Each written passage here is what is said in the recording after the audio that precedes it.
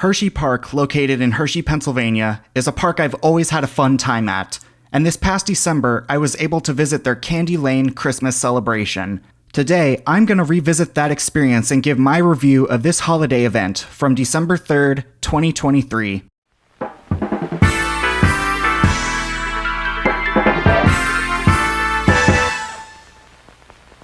So, for starters, $25 to park your car, which isn't terrible, but at the same time it's not great either.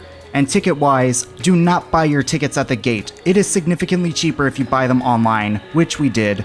For this holiday-themed event, a select handful of rides were open, so right away, no Intamins, Great Bear, Lightning Racer, Trailblazer, or Comet, which left Candymonium, Laugh Track, Wildcat's Revenge, Super Duper Looper, Jolly Rancher Remix, and Wild Mouse were the coasters that were open, which were mostly credits I was missing at this park, so I wasn't mad about it. The last time I visited HersheyPark in the winter was in 2013, and none of the coasters were open during that event, so I was excited to ride some of the other coasters this park has to offer. Fun fact, this particular photo is actually played on my local news back in high school. A cool action shot. Daniel Puckett of Ennis, I can never say that right. Your Nightcap's Facebook fan of the day. Our first ride of the day was Candymonium, the 2020 B&M Hyper, and I gotta say, I love this name so much. It's the most unapologetically goofy roller coaster name ever, and at HersheyPark of all places, it's about time they theme their biggest coaster after chocolate.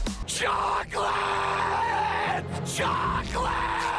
With all three trains themed to different Hershey's candy, it's giving camp, and any haters need to get a sense of humor because it's just great. The coaster itself is also fantastic as well. The first drop feels like it lasts forever.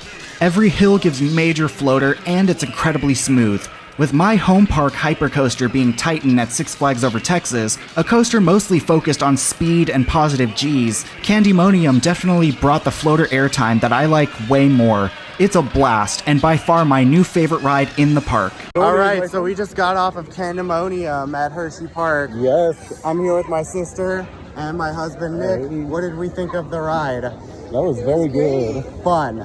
Ridiculously fun. It was smooth too. We were in row 6 and there was a lot of airtime and Oh yeah, I've never touched the seat. yes, it was wild. A lot of fun. Our next ride was Super Duper Looper, the 1977 Schwarzkopf Looper. Another iconic name, by the way. To me, this coaster feels like a mine train, but with a vertical loop. And while it does lack in airtime compared to my home park's Schwarzkopf Looper, Shockwave, that's totally fine, and it's still a great fun ride. The loop has a nice kick of positive G's, and physically going through the loop after is always a great visual. Plus a tunnel, some turns, and a helix make this a great terrain coaster. On top of that, its interactions with Great Bear, Comet, and the trees add to it even further. It feels like a condensed Revolution at Six Flags Magic Mountain, where they took out all of the turns and hills in the beginning and went straight into the loop. This is a classic smooth ride, and it still holds up incredibly well today.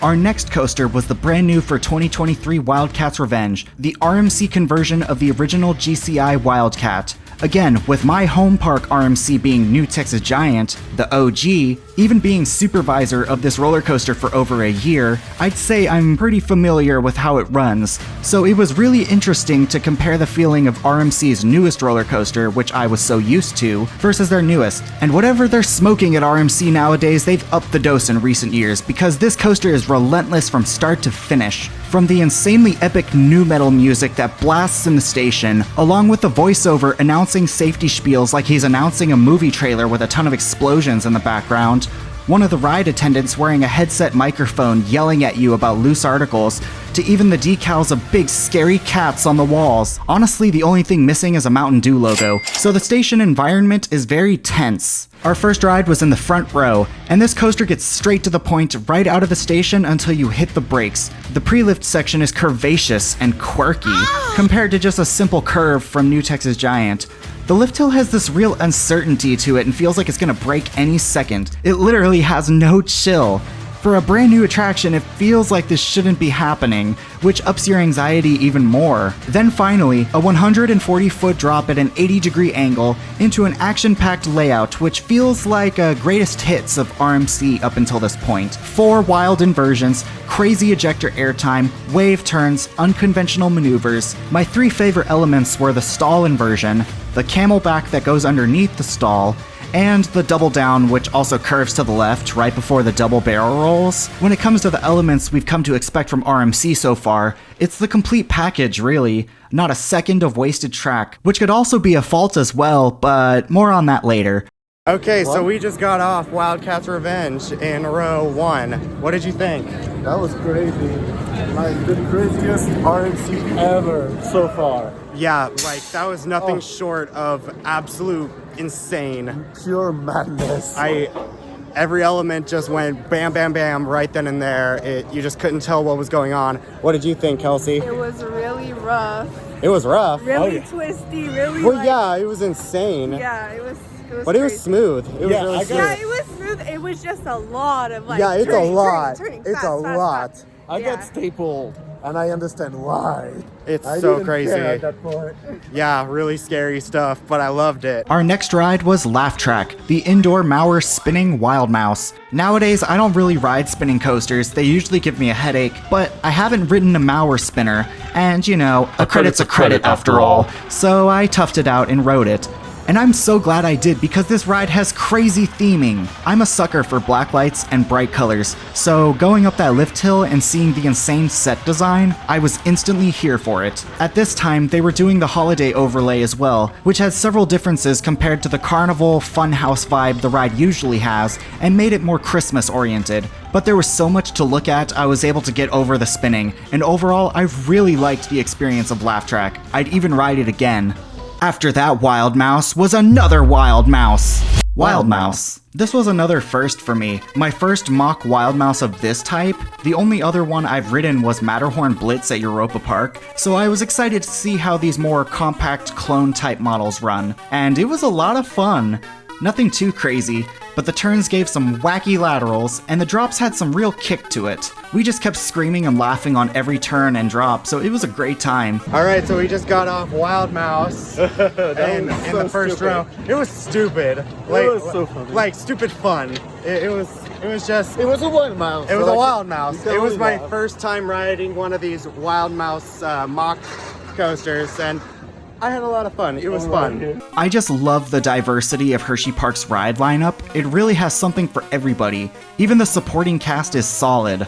Our next ride was Wildcat's Revenge for ride number 2, this time in the back car.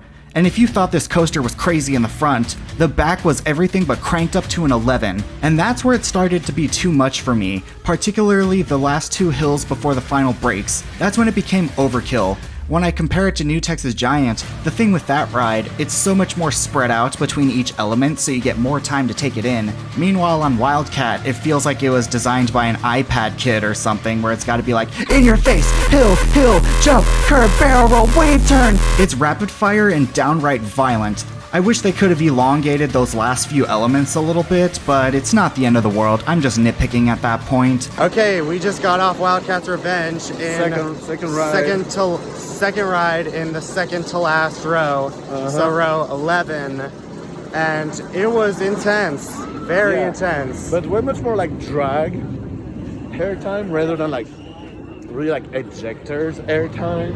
So a lot Compared more to the first pull row? in it, you would say? Yeah. Okay. Yeah, there was a lot more whip to it, and it was intense. I prefer the front row, definitely. Yeah, I prefer the front row just because honestly the back row, it just feels a little too intense. It was a lot, a little bit too much. Next, we rode the park's monorail, which gives fantastic views of Storm Runner, the Sea Life Show, Trailblazer, the Triple Towers, the parking lot of the Hershey factory, and Zoo America, the park zoo. It's always fun when rides leave the park and go on their own little journey, giving you a nice break and a nice view of everything. Transportation rides are one of the most underrated ride types ever, and I will always stand them. After the monorail, we rode Reese's Cup Fusion, a Sally shooting dark ride, and it was cool. A nice combination of practical sets and interactive screens with some fun effects and tracked elements. I will say it did feel a little bit too much screen oriented, so it kinda took me out of it a little bit, but overall it was still a solid shooting dark ride, and it serves its spot in the Hershey lineup. Just got off Super Duper Looper for the second time. I rode this ride alone, but it was awesome. The very fun Schwarzkopf fun that you can't get anywhere else. After a dark re-ride on Super Duper Looper, we went back to Candymonium for another re-ride, and it was just as great the second time. It also hits different at night as well. Finally, we checked out Hershey Chocolate World, which is basically the main Hershey gift shop with a Hershey's-themed dark ride, where you are taken through the production of Hershey's chocolate, and it pretty much felt like an immersive episode of how it's made, but a dark ride, which I thoroughly enjoyed.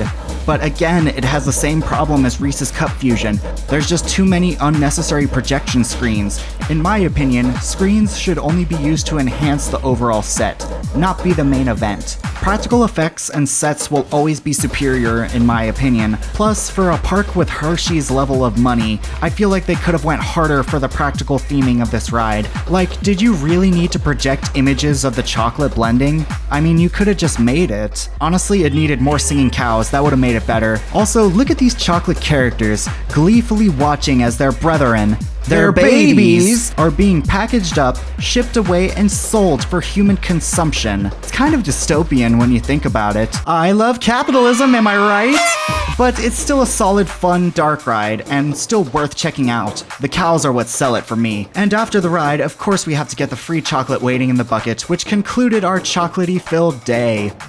Overall, this was a fantastic visit to Hershey Park. Great operations, minimal crowds. Pretty much the longest wait was for Reese's Cup Fusion, which was only about 15 minutes. The ride selection that was open was well worth it, and the overall vibes made this a wonderful event that I would recommend to any enthusiast. What's your favorite ride at Hershey Park? Let me know down in the comments below, and while you're at it, beat the shit out of that like button, subscribe, and I'll see you next time.